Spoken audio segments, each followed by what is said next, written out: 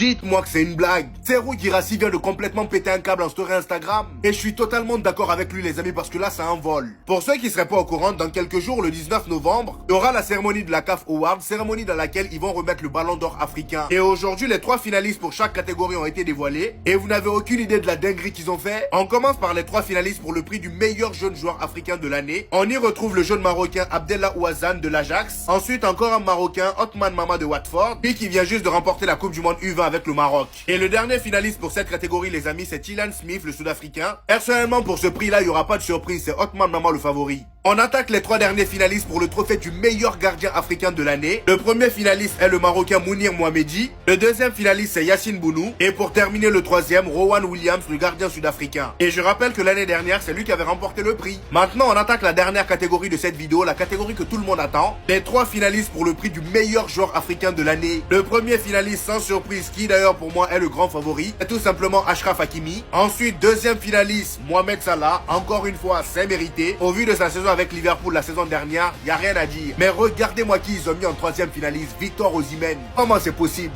Avec la saison de Tarek Guirassy a sorti, comment c'est possible? Meilleur buteur de Ligue des Champions, meilleur buteur de la Coupe du Monde des clubs, meilleur buteur africain de l'année 2025, 21e au Ballon d'Or, nommé pour le prix du meilleur attaquant de la FIFA et deuxième meilleur buteur de Bundesliga. Lui, il n'est pas dans nos top 3. Osimhen, il a fait quoi pour mériter d'être dans le top 3? Dites-moi. Et après, on s'étonne qu'il pète un câble en story. Même lui, il n'en revient pas. Non, là, vraiment, c'est une honte. Après, de toute façon, qu'Osimhen soit là ou pas, c'est Hakimi qui va le remporter. Bref.